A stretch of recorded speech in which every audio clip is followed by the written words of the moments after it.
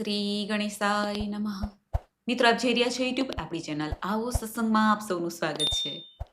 મિત્રો, આજે આ વિડીયોમાં આપણે જાણવાના છીએ તારીખ 14 જાન્યુઆરી 2026 મકર સંક્રાંતિ છે, આપણે સૌ જાણીએ છીએ, પરંતુ સાથે 22 વર્ષ બાદ શુભ સંયોગ થવા જઈ રહ્યો છે કે મકર સંક્રાંતિ અને એકાદશી સાથે જ છે.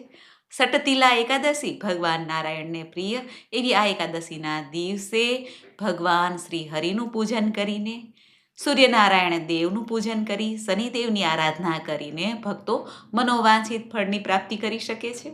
આજે શું કરવું શું ન કરવું, આ શુભ સંયોગ કે જે 22 વર્ષે આવી રહ્યો છે, ત્યારે આ દિવસે આપણે એવા કયા શુભ કાર્ય કરીએ જેથી આપણા જીવનમાં અનંત ફળની પ્રાપ્તિ થાય.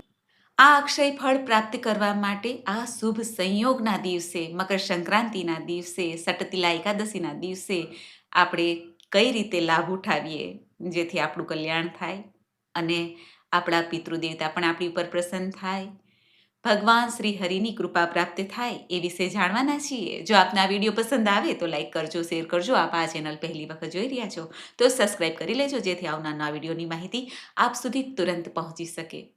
ધન્યવાદ. ઓમ નારાયણાય વિદ્મહે વાસુદેવાય ધીમહિ તન્નો વિષ્ણુ પ્રચોદયાત. બોલો ભગવાન લક્ષ્મીપતિ નારાયણની જય, સૂર્યનારાયણ દેવની જય. મિત્રો, આપણા શાસ્ત્રોમાં ભગવાન વિષ્ણુને સૂર્યનારાયણ દેવના સાક્ષાત રૂપમાં બતાવવામાં આવ્યા છે. સૂર્ય પૂજન કરવાથી ભગવાન નારાયણની કૃપા આપોઆપ જ પ્રાપ્ત થઈ જાય છે, તે આપણે સૌ જાણીએ છીએ. આજે મકર સંક્રાંતિ છે અને સટતિલા એકાદશીનો શુભ સંયોગ જે 22 વર્ષે થવા જઈ રહ્યો છે, તે દિવસે આપણે ભગવાન નારાયણની પૂજા અર્ચના કરીને સૂર્યનારાયણ દેવની કૃપા પણ પ્રાપ્ત કરી શકીશું. આ દુર્લભ સંયોગ 2003માં જોવા મળ્યો હતો, જે અત્યારે 2026માં આપણે સામે ફરી આવ્યો છે. એકાદશી અને મકર સંક્રાંતિ જે દિવસે સર્વાર્થ સિદ્ધિ યોગ છે, અમૃત સિદ્ધિ યોગનું નિર્માણ થવા પણ જઈ રહ્યું છે. આજે કરેલ દાન પુણ્ય પૂજા પાઠનું 1000 ગણું પુણ્ય પ્રાપ્ત થાય છે. 14 જાન્યુઆરી 2026ના દિવસે બપોરે 3 ને 7 વાગ્યે સૂર્યનારાયણ દેવ મકર રાશિ પોતાના પુત્ર શનિદેવની રાશિમાં પ્રવેશ કરવા જઈ રહ્યા છે. જ્યારે મહાપુણ્યકાલની શરૂઆત થાય છે, મકર સંક્રાંતિની સાથે સૂર્યનારાયણ દેવ ઉત્તરાયણ તરફ ગતિ કરશે. ઉત્તરાયણ અર્થાત શુભ પરિણામ આપનાર સર્વે ગ્રહો થશે. શુભ કાર્ય આરંભ થશે જે અત્યાર સુધી બંધ હતા અથવા તો નિષેધ કરવામાં આવ્યા હતા. સૂર્ય ઉત્તરાયણ થાય ત્યારે દેવતાઓનો દિવસ આરંભ થાય છે. સકારાત્મક ઉર્જાનું પ્રતીક રૂપે આ ઉત્તરાયણ પર્વ મનાવાય છે. શાસ્ત્ર અનુસાર સૂર્યનારાયણ દેવ ઉત્તરાયણ થવાથી અંધકારથી પ્રકાશ તરફ વધવાનો સંકેત છે, કારણ કે આ દિવસે રાત્રિ નાની થાય છે અને દિવસ મોટો થઈ જાય છે. આ અવસર પર ગંગા સ્નાનનું વિશેષ મહત્વ છે. જો આપણે સ્નાન ન કરી શકીએ તો ગંગાજીનું સ્મરણ કરીને ઘેરે પણ સ્નાન કરાય છે. અને ગંગા કિનારે આપણે હોઈએ તો ગંગાજીનું પૂજન કરવું વિશેષ મનાય છે. ગંગાજીના પવિત્ર જલથી માત્ર છાટણા કરવાથી આપણી ઉપર તો પણ સ્નાન બરાબર પુણ્ય પ્રાપ્ત થઈ જાય છે. માન્યતા છે કે આ પાવન અવસર પર દેવી દેવતા જે સંગમ તીર્થ છે ત્યાં આવે છે. ત્રિવેણી સંગમ છે, પ્રયાગરાજ છે, ત્યાં મેળો પણ ભરાય છે.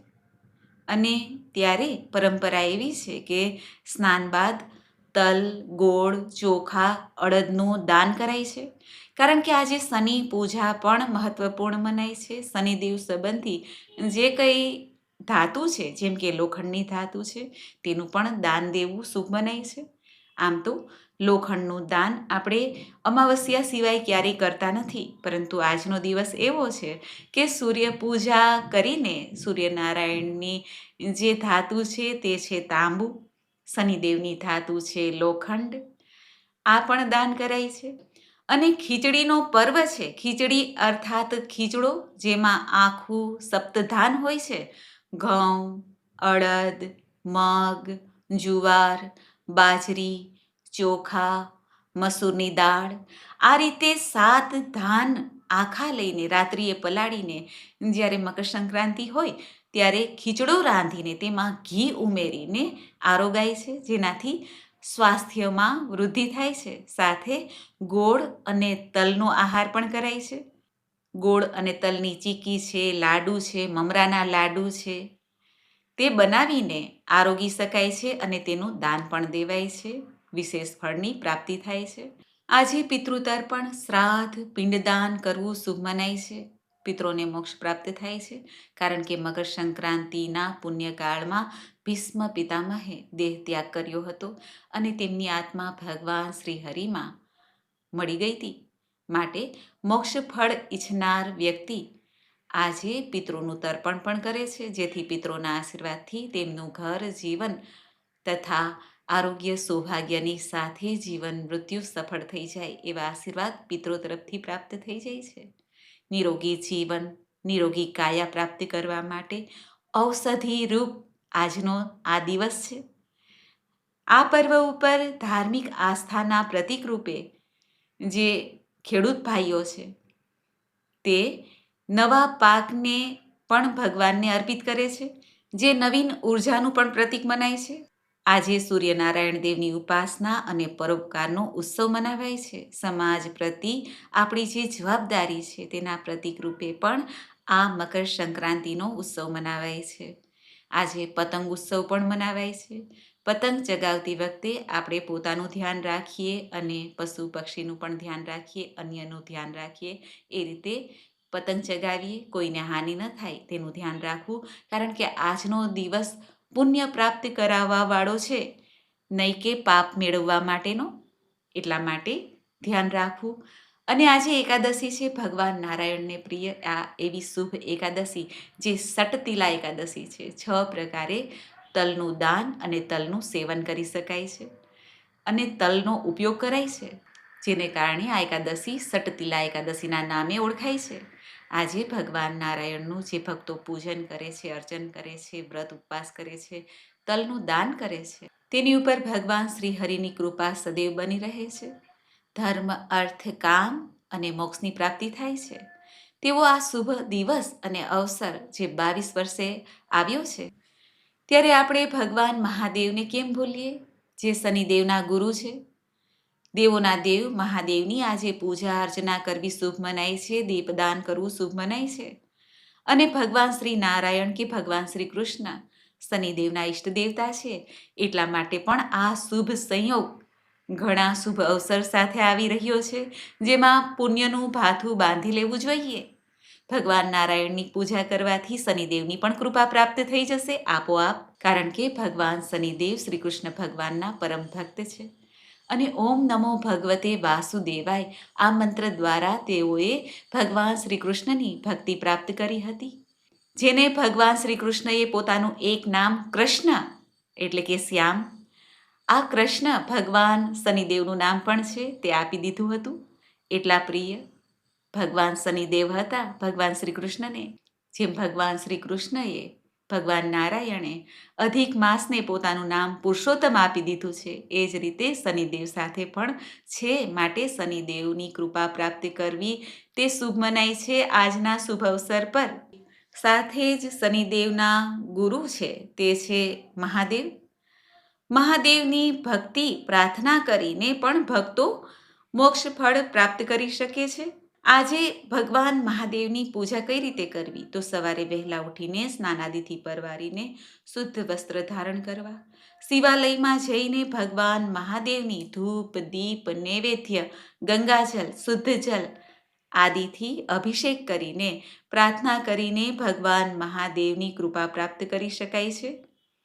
આજે ઉત્તરાયણ છે અને ઉત્તરમાં સૂર્ય હોય ત્યારે ભગવાન મહાદેવની પૂજા અર્ચના કરવાથી જીવનમાં આધિ વ્યાધિ ઉપાધિનું હરણ થાય છે. કહેવાય છે કે આજે મહાદેવને કાળા તલથી પૂજન કરવાથી શનિ સંબંધી જે કાંઈ સાડાસાતી ઢૈયાનો પ્રભાવ છે તે દૂર થાય છે. ગોળ અને ગંગા જળથી અભિષેક કરવાથી માન સન્માનમાં વૃદ્ધિ પ્રાપ્ત થાય છે. શેરડીના રસથી અભિષેક કરવાથી માતા મહાલક્ષ્મીની કૃપા પ્રાપ્ત થાય છે અને કાચા દૂધ તથા મધથી અભિષેક કરવાથી જીવનમાં શારીરિક માનસિક કષ્ટ દૂર થાય છે. અક્ષત એટલે કે ચોખાથી મહાદેવનું અભિષેક કરવાથી ઘરમાં ધન અને ધાન્ય ભર્યા રહે છે. મકર સંક્રાંતિના શુભ અવસર પર દીપદાનનું પણ ઘણું મહત્વ છે. આપણા ઘરના મંદિર પાસે, મેઇન દરવાજા પાસે અને શિવાલયમાં જઈને દીપદાન કરવાથી જીવનમાં ઉજાસની પ્રાપ્તિ થાય છે. આરોગ્ય સૌભાગ્ય જળવાઈ રહે છે. આજે અમુક ઉપાય પણ કરવા જોઈએ, જેવા કે દીપદાનનું ઘણું મહત્વ છે. જ્યારે પણ સૂર્યનારાયણ દેવ અને શનિદેવનો ઉત્સવ મનાવીએ, એકાદશીનો ઉત્સવ મનાવીએ, ત્યારે દીપ પ્રગટાવવાનું મહત્વ અધિક છે. માટે આજે મુખ્ય દ્વાર ઉપર દીપ પ્રગટાવવો જોઈએ. માતા મહાલક્ષ્મીનું આગમન થાય છે. સકારાત્મક ઉર્જા ઘરમાં બની રહે છે અને ખુશહાલી પણ આવે છે. આજે ઘરના ઈશાન ખૂણો કે જે પૂર્વ અને ઉત્તરનો ખૂણો આવે છે, ત્યાં અખંડ દીવો પ્રગટાવવો જોઈએ, જેથી ઘરના સદસ્યોનું જીવન રોશન રહે, બુદ્ધિ તેજ રહે, કેરિયરમાં બાધા દૂર થાય અને આ દીવો પ્રગટાવવાથી આપણા ઈષ્ટ દેવતાની કૃપા પણ પ્રાપ્ત થાય છે. ઘણા ભક્તો કુળદેવીના નામનો પણ દીવો પ્રગટાવી શકે છે. અને રસોઈ ઘર કે જે આપણા અન્નપૂર્ણા માતાજીનું સ્થાનક ગણાય છે અને જેનાથી આપણે પુષ્ટ થઈએ છીએ, આપણને આરોગ્ય પ્રાપ્ત થાય છે, તેવા રસોઈ ઘરમાં પણ એક દીવો અવશ્ય પ્રગટાવવો જોઈએ, જેથી અન્ન ધનની કમી કદીએ રહેતી નથી. આ ઉપરાંત આજે એકાદશી પણ છે, માટે તુલસી ક્યારે એક દીવો સવાર સાંજ પ્રગટાવવો જોઈએ. ભગવાન નારાયણની કૃપાની સાથે લક્ષ્મી દેવીની પણ કૃપા પ્રાપ્ત થાય છે. કુંડળીમાં સર્વ ગ્રહ દોષ બાધા શાંત થાય છે. આ ઉપરાંત આજે એક છત ઉપર અથવા તો આંગણામાં કે ગેલેરીમાં સૂર્યનારાયણ દેવના નામનો સવારે એક દીવો પ્રગટાવવો જોઈએ, જેથી આકાશના દેવતા આપણી ઉપર કૃપા બનાવી રાખે, આપણા ઘર ઉપર કૃપા બનાવી રાખે, ધન અને યશ આરોગ્યની પ્રાપ્તિ થાય. આ ઉપરાંત તલના તેલના દીવાનું પણ ઘણું મહત્વ છે. સૂર્યનારાયણ દેવને કે દેવતાઓને પણ તલનો દીપક પ્રગટાવી શકાય છે, ઘીનો દીપક પણ પ્રગટાવી શકાય છે આપણા ઘરના મંદિરમાં પણ. આ ઉપરાંત શનિદેવ માટે પીપળાના વૃક્ષ નીચે દીવો પ્રગટાવવો શુભ મનાય છે. સૂર્યાસ્ત પછી સરસવના તેલનો દીપક પ્રગટાવાય છે અને શનિદેવની શિલાનું પૂજન પણ થાય છે. આકડાના પુષ્પ છે, આકડાના પત્ર છે, તેની માળા ભગવાન શનિદેવને સમર્પિત થાય છે. ભાઈઓ સમર્પિત કરી શકે છે, બહેનો પૂજારી મારફતે શનિદેવની પૂજા કરાવી શકે છે, દીપદાન કરે અને ભગવાન શનિદેવને પ્રિય એવા શનિદેવના મંત્રનો જપ પણ કરી શકે છે. આજે જરૂરિયાતમંદને દાન પુણ્ય કરવું, બ્રાહ્મણોને દાન દક્ષિણા આપવી, પશુ પક્ષીને દાણા ચણની વ્યવસ્થા કરવી, ખાસ કરીને નંદીશ્વરની અને ગાય માતાની વિશેષ પૂજા કરવી, જે આપણી સામે જ હોય છે, જે આપણી નજીક હોય છે, તેને દાન પુણ્ય વહેલું થઈ જાય છે. પરંતુ આખા જગતનું કલ્યાણ કરવા માટે આપણે પ્રાર્થના કરી શકીએ છીએ ઈશ્વરને, જેથી સર્વત્ર શાંતિ જળવાઈ રહે, આપણું પણ મંગળ થાય અને અન્યનું પણ. આ ભાવના સાથે આ જે મકર સંક્રાંતિ અને સટતિલા એકાદશીનો જે સંયોગ થવા જઈ રહ્યો છે, તેમાં ઈશ્વરને આપણે પ્રાર્થના કરીએ અને સૂર્યનારાયણની ઉપાસના કરીએ. સૂર્યદેવને તાંબાના લોટામાં જલ લઈને એક ચપટી કંકુ, એક ચપટી ચોખા અને એક જ નાનકડી ગોળની ગાંગડી તેમાં ઉમેરીને સૂર્યદેવને અર્ધ્ય આપીએ અને ગાયત્રી મંત્રનો જપ અવશ્ય કરીએ. ઓમ ભૂર્ભુવસ્વઃ તત્સવિતુર્વરેણ્યમ ભર્ગો દેવસ્ય ધીમહિ ધિયો યો નઃ પ્રચોદયાત.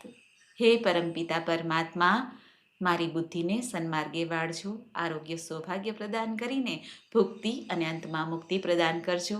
આ રીતે પ્રાર્થના કરીને પરમપિતા પરમાત્માની આરાધના થાય છે. મિત્રો, મને આશા છે કે આપને આ વિડીયો જરૂર પસંદ આવ્યો હશે. મને સાંભળવા માટે ધન્યવાદ. આપ સૌને મારા જય શ્રી કૃષ્ણ.